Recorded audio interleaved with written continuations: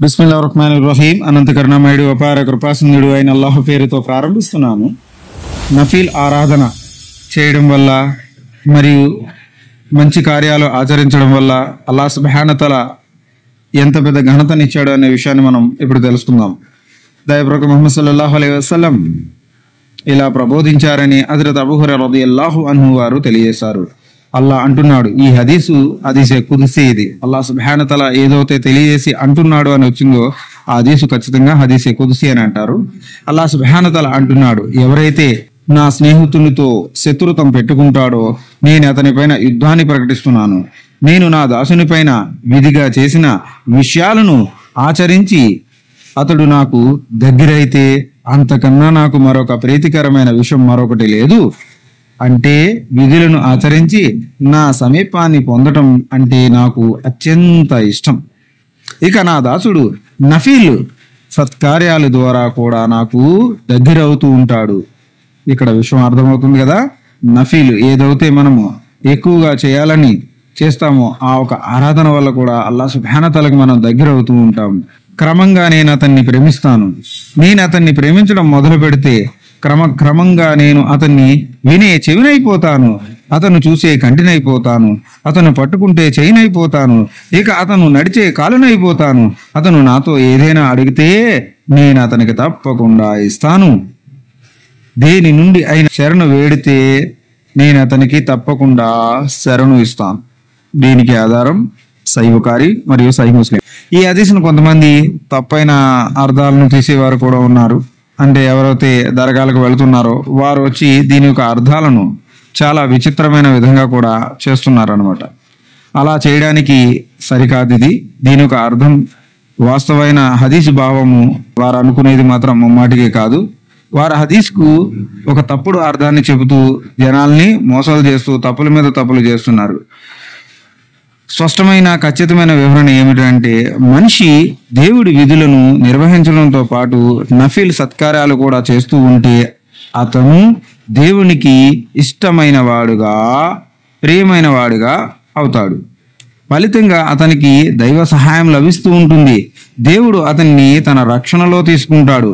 అతని శరీర అవయవాలను పర్యవేక్షిస్తూ ఉంటాడు. కాబట్టి అటువంటి వ్యక్తి దైవ విధేయతకు ఇతర చెడు గుణాలకు దూరంగా ఉంటాడు.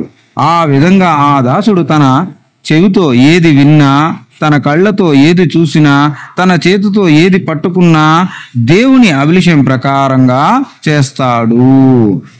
అతని కాళ్ళు ఎటు నడిచి వెళ్ళినా అందులో దైవ ప్రసన్నత దాగి ఉంటుంది. దేవుడు ఇష్టపడే దైవ విధేయతల స్థానానికి దాసుడు చేరుకుంటే దేవుడు అతని ప్రార్థనను తప్పకుండా స్వీకరిస్తాడు అని అర్థం. ఇక్కడ మళ్ళీ ఇంకొక విషయం ఏంటంటే, మొదటగా వచ్చింది నా స్నేహితునితో, అంటే వలి అని అంటారు. అంటే చాలా మంది వచ్చి వలీలని అంటే దర్గాలో ఉన్నవారనే భావం కలుగుతుంది. దానికి భావం వేరు. వలి అంటే ప్రత్యక్షంగా వేషధారణ సాధువుగా ఉండేవారు, ఇంకా ఇతర పద్ధతుల ప్రకారంగా చేసేవారు అనేది కాదనమాట. ఇస్లాంలో వచ్చేటప్పటికి సన్యాసత్వం లేదు.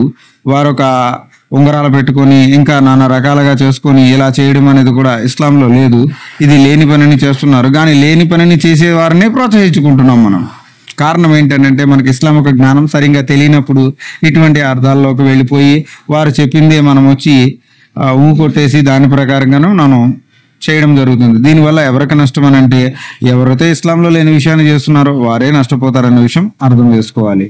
వలి అనంటే ఇస్లామిక విధులను ఖచ్చితంగా నిర్వహించేవాడని, స్వచ్ఛందంగా ఆరాధన పట్ల సైతం ఎంతో మక్కువ గలవాడని, జీవితపు అన్ని రంగాలలో సమస్త విధానాలలో దైవ విధేయతకు కట్టుబడి ఉండేవాడని, తన ఉనికి ద్వారా సాటి మనుషులకు ఎలాంటి నష్టము వాటిల్లకుండా హద్దులను అతిక్రమించకుండా ఉండేవాడని అర్థం. ఇది వలి. దీన్ని కూడా మనం తప్పైన అర్థాలను తీసుకొని పెట్టుకుంటున్నారు. అలాంటి మనిషి ప్రియదాసులను ప్రేమించడం పట్ల అల్లాహ్ కూడా ప్రసన్నుడవుతాడు. వారితో శత్రుత్వం పెట్టుకునే వారికి దైవ ఆగ్రహానికి గురి అవుతాడు. ఇక మరొక విషయం, నఫీల్ ఆరాధన. ఎవరైతే నఫీల్ సత్కార్యాలు పాటిస్తూ ఉంటారో వారు అల్లాహ్ యొక్క సమీపాన్ని పొందగలుగుతారు అనేది నిజం. అయితే దేవుని విధులను అంటే ఫర్జ్ నమాజులను, ఫర్జ్ విధులను ఆచరించకుండా ఉట్టి నఫీల్ మాత్రం ఆచరించేసి ఇలా చేయడం మాత్రం చాలా తప్పు. కొంతమంది ఏం చేస్తారని అంటే, ఫర్జ్ అనేది చదువురు, ఒక్కసారిగా నఫీల్ ఆరాధన మీద బాగా ఎక్కువైపోతారు. ఎగ్జాంపుల్ చెప్పాలంటే రంజాన్లో తరావీ నమాజ్కి చాలా ఇంపార్టెన్స్ ఇస్తారు, కానీ పొద్దున్నే సహరీ చేసేసి పడుకుని ఫజర్ నమాజ్ కజా చేస్తారు. ఇది తప్పు కదా. నఫీల్ కన్నా శ్రేష్టమైనది ఫరజ్ తర్వాత నఫీల్. మహాప్రభు ముహమ్మద్ సల్లల్లాహు అలైహి వసల్లం గారు తెలియజేశారు, ఫరజ్ తర్వాత అత్యంత శ్రేష్టమైన నమాజ్ తహజ్జుద్, అది నఫీల్ నమాజ్కి వస్తుంది. మరి ఫరజే ఫస్ట్ కదా, దాని తర్వాత నఫీల్. అలా కాకుండా మనం నఫీల్కి ఇంపార్టెన్స్ ఇచ్చి ఫరజ్ని విస్మరిస్తే అది పాపం అవుతుందే తప్ప దానివల్ల ఎలాంటి పుణ్యప్రదము ఉండదు. అలాగే సహవా రదియల్లాహు వారు కూడా ముందు వారి యొక్క ఫరజ్ నమాజులన్నీ కంప్లీట్ చేసుకుని ప్రయాణంలో ఉన్నప్పుడు కూడా వారు వచ్చి ఎక్కువగా శ్రమించి నఫీల్ నమాజులు చేసేవారు. ఎందుకనంటే కొన్ని హదీసులు ఏముందనంటే ఫరజ్ నమాజులను విస్మరించి నఫీల్ ఆరాధనలు చేసేయడం వల్ల అల్లాహ్ సుబ్హానహు వ తఆలా వారు చేసిన ఒక కార్యాలకి పులకరించిపోడు, సంతోషించడు అని కూడా ఉంది. అందువల్ల ఫరజ్ నమాజులను ఆచరించండి, ఆ తర్వాత నఫీల్ నమాజులను నఫీల్ సత్కార్యాలు కూడా చేస్తూ ఉండండి. దానివల్ల మనకి ఇంకా అనేకమైన ప్రయోజనాలు కలుగుతాయి. అల్లాహ్ సుబ్హానహు వ తఆలా మన అందరికీ కూడా ఖురాన్ మరియు హదీస్ ప్రకారంగా జీవించే భాగ్యాన్ని ప్రసాదించు కాక. ఆమీన్. ESV అనే యాప్ వచ్చి మనకు ప్లే స్టోర్లో అవైలబుల్ ఉంది. ఇన్షాల్లా దీన్ని ఇన్స్టాల్ చేసుకోండి. దీంట్లో ధార్మిక విషయాలు మరియు ఇంకా అనేకమైన విషయాలపైన పూర్తి అవగాహన కలగడానికి ఎంతో తోడ్పడుతుంది. అందువల్ల ప్రతి ఒక్కరూ దీన్ని ఇన్స్టాల్ చేసుకోండి. అలాగే మీ బంధుమిత్రులందరికీ కూడా ఈ యొక్క యాప్ని ఇన్స్టాల్ చేయమని వారికి తెలియచేయండి. అలాగే లింక్ నేను వచ్చి ఇక్కడ ఇవ్వడం జరుగుతుంది. ఆ లింక్లో నుంచి మీరు ఆ లింక్ పై క్లిక్ చేసి మీరు డైరెక్ట్గా ప్లే స్టోర్కి వెళ్ళొచ్చు, లేకపోతే ప్లే స్టోర్లో ESV అని క్లిక్ చేసినా కూడా మన యాప్ అనేది కనిపిస్తుంది. అల్లాహ్ సుబ్హానహు వ తఆలా మనందరికీ కూడా మంచి కార్యంలో ముందుకు నడిచే భాగ్యాన్ని ప్రసాదించు కాక. ఆమీన్. అస్సలాము అలైకుం వరహ్మతుల్లాహి వబరకాతుహు. జజాకల్లాహ్ ఖైర్.